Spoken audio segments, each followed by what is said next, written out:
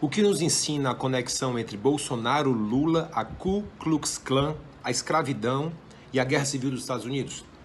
O que é mais importante, vencer a próxima eleição ou fazer vitoriosa a próxima geração?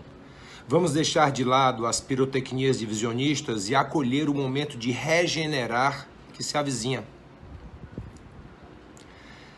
Uma maioria mudou.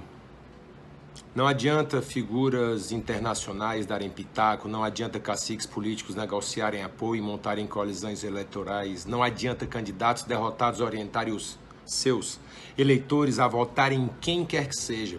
Não adianta celebridades dizerem isso ou aquilo, nada disso funciona mais. Uma maioria simplesmente não mais responde a esse tipo de tentativa de convencimento ou manipulação, tutela, orientação, cada um chama como preferir.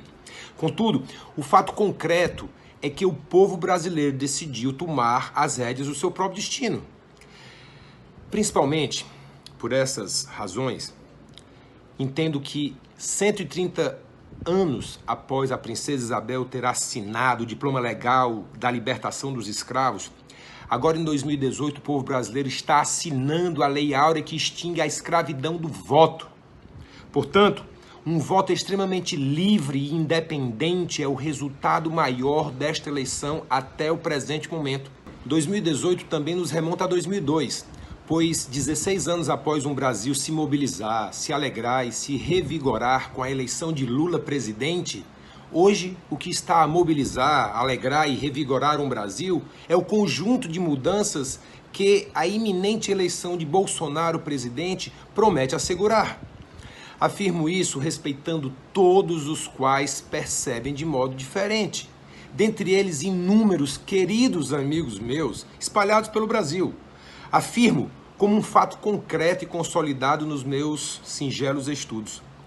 Uma mão invisível, não a de Adam Smith, continua a querer criar uma percepção cega, incontestável, de que todos os eleitores de um lado são horrendos e opressores malévolos, e todos os eleitores do outro são ingênuas e virtuosas vítimas. Seria tão bom que nosso diálogo não contemplasse tais pirotecnias divisionistas, meus amigos. Mesmo que tais estratagemas garantissem vitórias eleitorais, elas liberam uma bactéria no ar que provoca uma doença potencialmente letal para a nação, que pode levar gerações para se curar e se reunificar. No início do vídeo 1, eu falei da extinção da escravidão do voto. A extinção da escravidão em sua forma clássica foi o principal motivo que levou os Estados Unidos a se dividir na Guerra Civil Americana de 1861 a 65. Enquanto os conservadores do Partido Republicano lideraram a libertação dos escravos, você ouviu bem, o mesmo Partido Republicano de Donald Trump liderou a libertação dos escravos. E do outro lado, os liberais do Partido Democrata lutaram pela manutenção da escravidão. Você também ouviu correto. O mesmo Partido Democrata de Barack Obama e Hillary Clinton lutou à época pela manutenção da escravidão. Como sabemos, os democratas foram, obviamente, derrotados e inconformados com a derrota ao final da guerra, no ano imediatamente seguinte, fundaram a Ku Klux Klan, lá no Tennessee. A clã, chamada por seus membros de o Império Invisível, foi um instrumento ilegal e selvagem criado para se opor à reconstrução nacional liderada pelo Partido Republicano, que naquele momento já estava sem o seu maior expoente, Abraham Lincoln. Pois Lincoln, que hoje é considerado por toda a nação americana como o salvador da União, já havia sido assassinado por radicais que exatamente não aceitavam o fim da escravidão. No caso, não a do voto, mas a clássica. Fiz esse pequeno resgate para ficarmos alerta e não cairmos em tentação.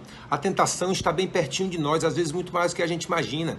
Ainda esta semana, na maior democracia do mundo, a derrotada na última eleição presidencial, a democrata Hillary Clinton, em entrevista a Christiane Amanpour, da CNN, incentivou atos de violência, afirmando que a civilidade só pode começar de novo quando os democratas retomarem ou o controle da Câmara dos Deputados ou do Senado Federal.